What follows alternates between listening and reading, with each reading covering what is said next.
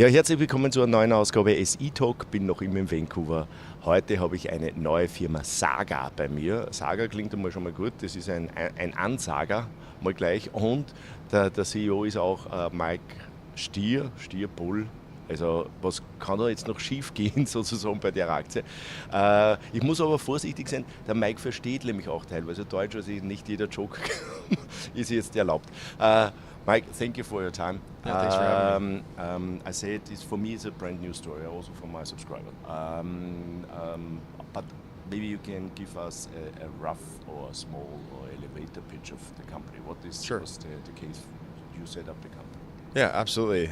So Saga Metals is a diversified critical mineral company focused on lithium, uranium, titanium, vanadium, and iron ore. We have properties in Quebec as well as Labrador here in Canada. Very favorable jurisdiction. You know, our internal mandate is to try and find these early stage projects near infrastructure, prove them out, move them through the exploration stages. And we feel that it's best to have this diversified portfolio to give shareholders access to different minerals in different sectors and industries. That way they're not chasing one particular item. And if we can, hone in and prove this development model, we can be successful in multiple different industries and create shareholder value across multiple sectors. When we come first to lithium, you have a very big partner here. Correct, yeah. So maybe you can give us a little bit more insight about this project. Absolutely. So we've got about 65,000 hectares in James Bay on the eastern portion, just downstrike from Winsome's Adina project and Rio Tinto's Galani project, as well as Loyal Lithium. And so half of our property, a little over half, 34,000 hectares, we recently optioned back in June of 2024 our legacy lithium property to Rio Tinto.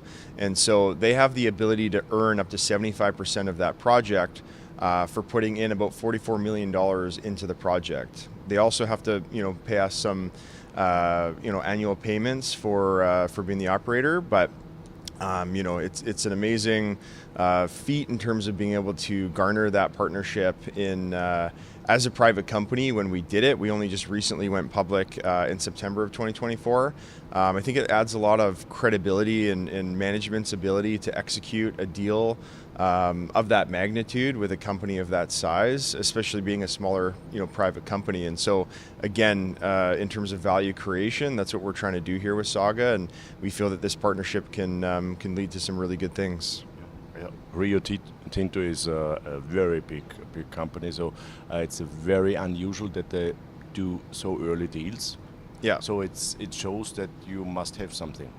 Yeah, and I mean, at the end of the day, I would say that Rio Tinto was a little bit late coming into the lithium space, but they are trying to make a pretty big foray into the industry, and so they're trying to do it by making strategic acquisitions as well as pick up ground that they feel to be highly prospective despite being in the early stage. And so, yes, our Chief Geological Officer, Michael Garrigan, did a great job in sourcing this project. We picked up a few small parcels from some local prospectors, and then we staked about 30,000 additional hectares on our own. It covers the striking Paradise, which is highly prospective for lithium.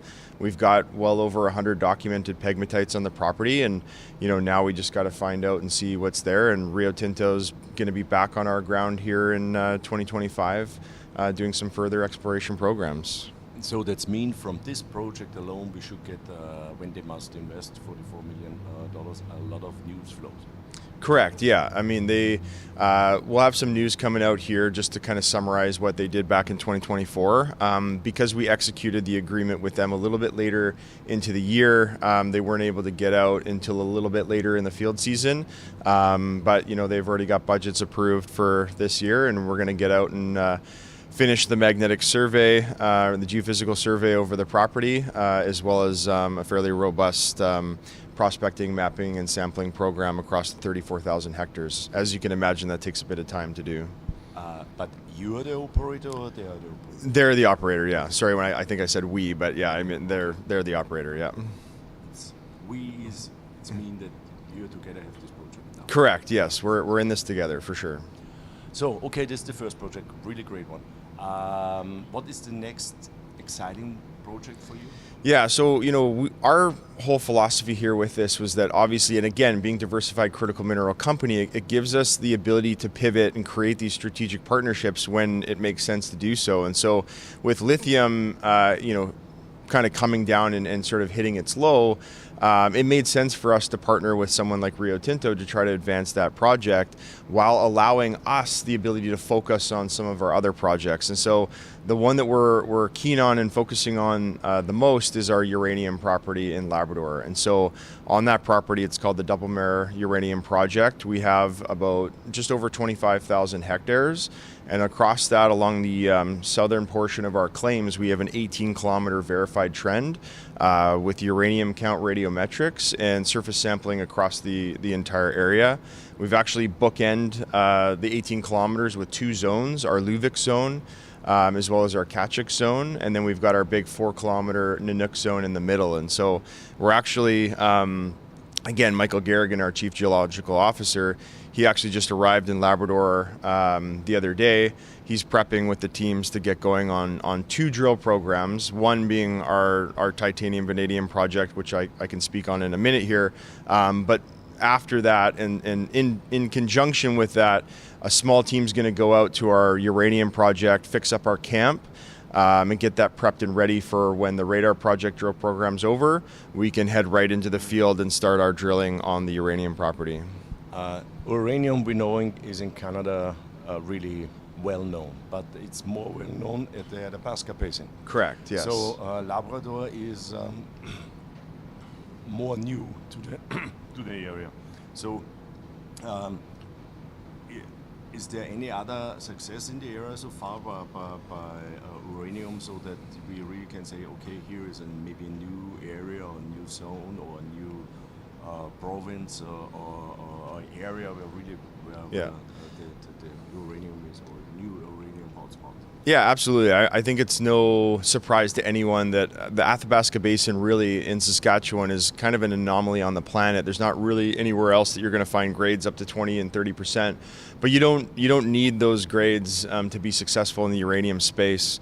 And the supply crunch that's forthcoming is going to be prevalent for that in terms of finding these ore bodies in other areas. And so to answer your question, yes, there are other companies actually that are north of us that are already established that there is uranium in the space. And actually back in 2006, Labrador had a major uranium rush, and it saw tens of millions of dollars in exploration, and they found multiple deposits all over the area. The difference there, though, is that it's large tonnage, low grade. Okay, so even 0.02% uranium oxide can be economic at tens of millions of pounds. Whereas, say, in Athabasca, you can have a company that only has 60,000 pounds, but it's at 30% grade. That's a massive difference in terms of the level of tonnage. And so, for us, even drilling our 18 kilometers, we're going to start with the Luvik zone, but we don't need to try to strategize and high grade our drill program. We can actually just go out and drill the whole area strategically placed across it so that we can get an understanding of what level of tonnage we could be dealing with on this property. Because as I said, even the lower levels, 0.02, 0.05, 0.1% uranium oxide is highly economic when you start reaching